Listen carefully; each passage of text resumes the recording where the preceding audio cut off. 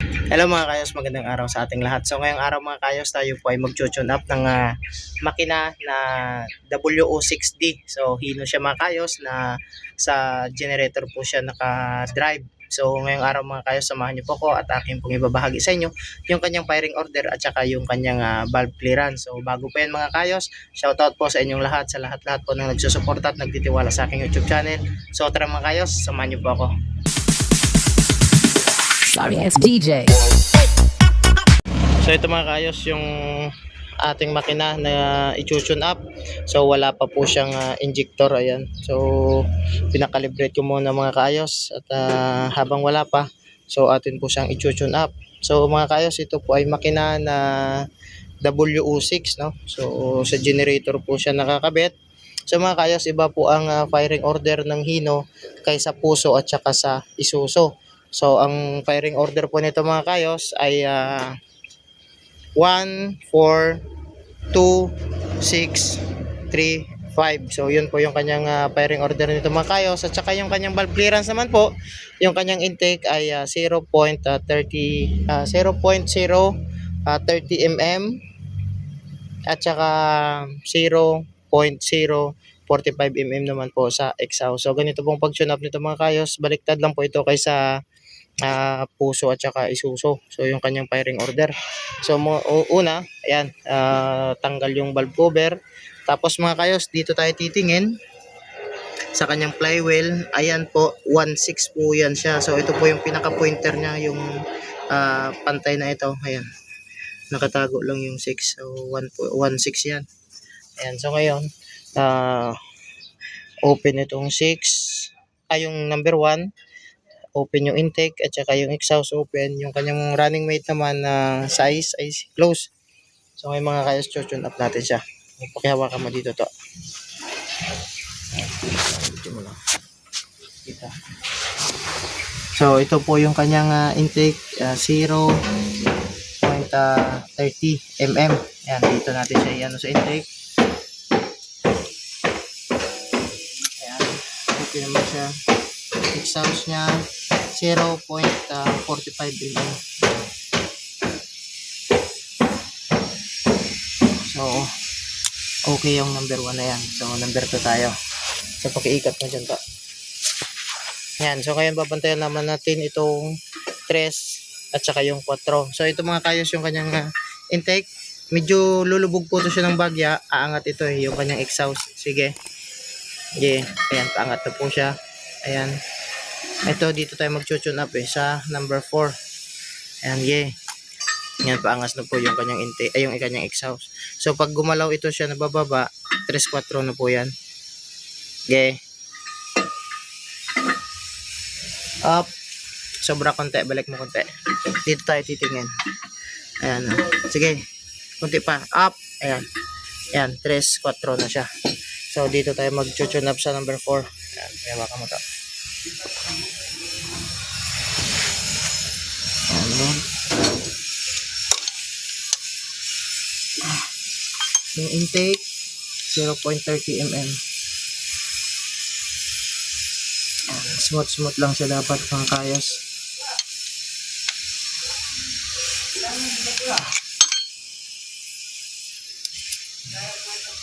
Sikip.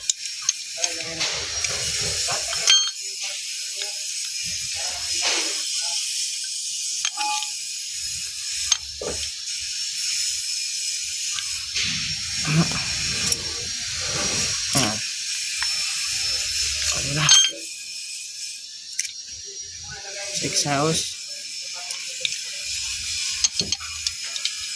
Alam din.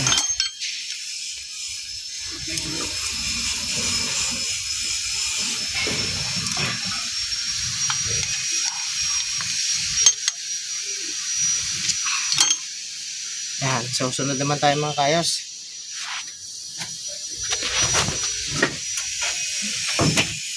Yan, dahil tapos na tayo sa 4, sa ano na naman tayo sa 2.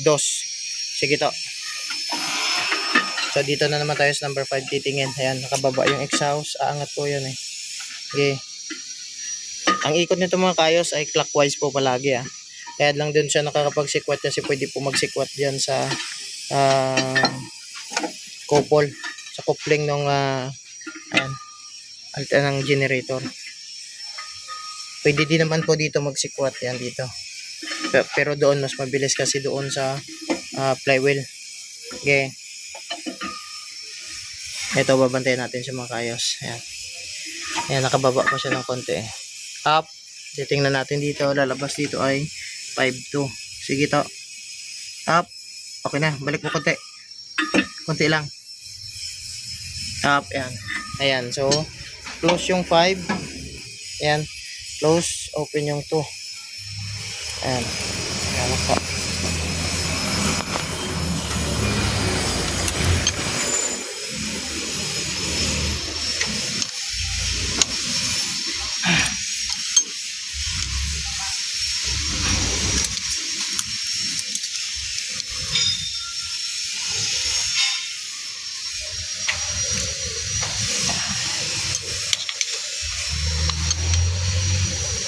Ayan.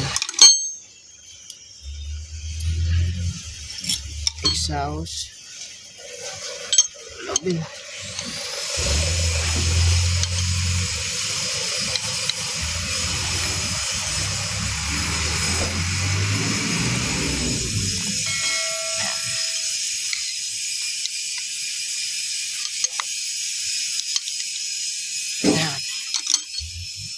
Ayan. So, tapos na tayo sa 2 naman.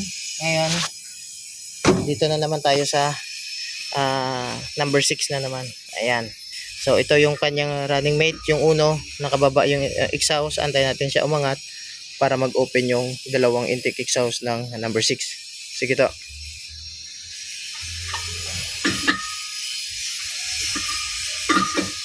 Ayan. Sige.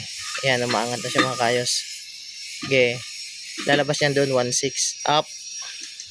Tingnan natin dito. Sige pa. Konti pa to. Oo. Okay. Okay. Ayan na. 6. Sige pa. Sige pa. Up. Okay na. So, dito ka sa kabila para pag ganyan yung camera. Dito ka. Tune up tayo sa number 6. Ayan. Tune up natin to. Mo. Kanyang exhaust. Goods. Yung kanyang intake. Goods. So, okay po yung number 6. Okay, ito. Dito na naman tayo sa number 3. Kasi yung ating number 4 nakababa. Ayan, no? Ayan. So, tapos na tayo sa number 4. Yeah. So, number 3 na tayo. Sige. Oo, ikot. Okay, so, abangan naman natin yung 3, 4. Sige. Sige. Up. Ayan, konti na lang siya. Lalabas na yung 3, 4 dyan ulit. Sige. Sige pa. Sige. Sige. Sige. Sige. Hindi pa makita. Sige. Ayan na. 4. Up. Sobra. Sobra. Balik konti. Sige. Up. Balik mo konti. Konti lang. Up. Okay na. Ayan. So ngayon, dito, yung 4 natin naka-close. Dito ka. Dito ka. Para maganda yung pagkaka-video. Ayan. So, tune up tayo sa intake. Ayan. Ayan, malood din yung intake. Ayan. 0.30 mm to siya mga kayos. Ayan. Ayan.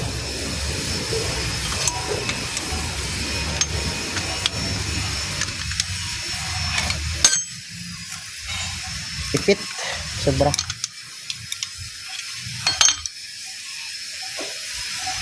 Dapat suabe-suabe lang.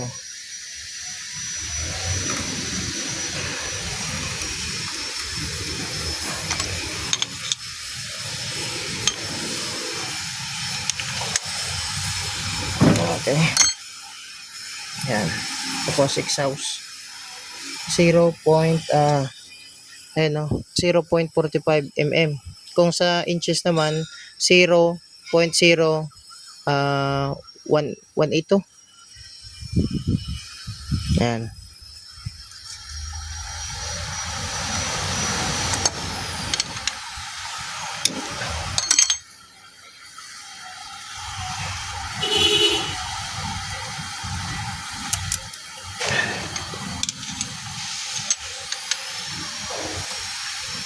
Okay.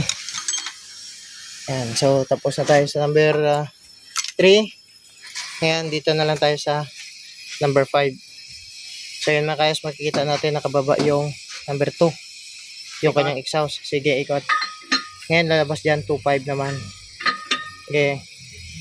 Ayan, umaangat na siya. Oh. Ayan. Mga kayos, ulitin ko lang, iba po ang firing order ng Hino kaysa Puso at saka Isuzu. Ayan, sige, naangat na yung exhaust. Naka-steady na yung ating intake. Up. Kanti pa. Babantay natin dito yung 5.2. Sige. Sige. Sige. Sige pa. Sige. Sige. Sige. Up. Ayan na. Ayan siya mga kayos. Okay na. Ayan, 5.2. So ngayon dito tayo sa 5 mag-tune up. Tama, mag-tune up. Naka-close na yung ating number 2 eh. Ayan, sige, dito ka to. Kanyang exhaust. Okay. Kanyang intake. Medyo maganit.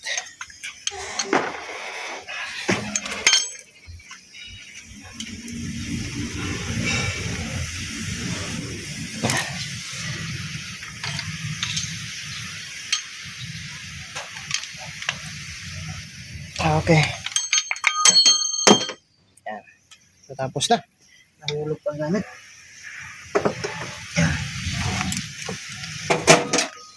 So, ayan. So, tapos na tayo mga kayos mag-tune up ng Hino WO6 and WO6D.